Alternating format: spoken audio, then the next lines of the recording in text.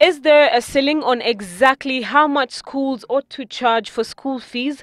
This has been the subject of discourse in the education sector since the launch of Form 1 selection last month.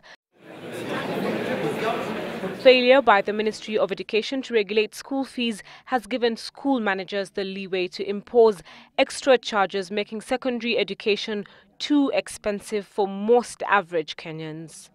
The parents are already looking for alternative schools because they cannot afford.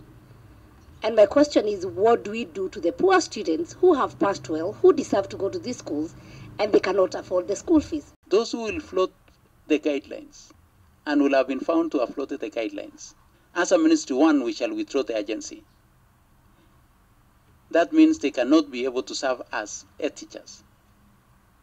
Thereafter, we shall ask the employer, who is Teacher Service Commission, to institute disciplinary measures for having gone outside government policy.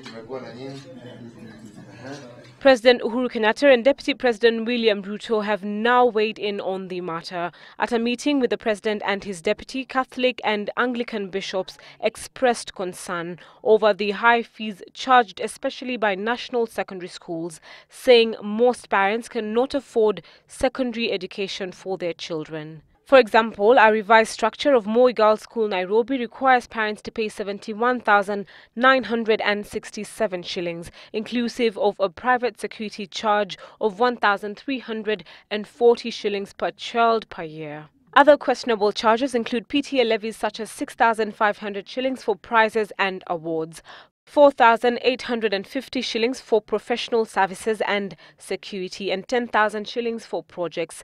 As a consequence, the fee is pushed to 93,317 shillings. It was agreed in the meeting that action should be taken against school heads who flout the directive issued by the Ministry of Education last month.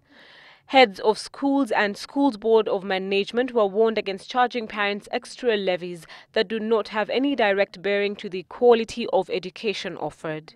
The creation of national schools was not meant to be that expensive as to hurt poor parents. Really not. The Elumiyetu Coalition, a non-governmental organization on education, has also issued a 5-day ultimatum to Education Cabinet Secretary Professor Jacob Kaimenyi to expedite the revision of the fee structure, but within affordable limits. The last time it was revised was in 2009, and fees for day schools was pegged at 10,265 shillings and 28,892 shillings for boarding schools.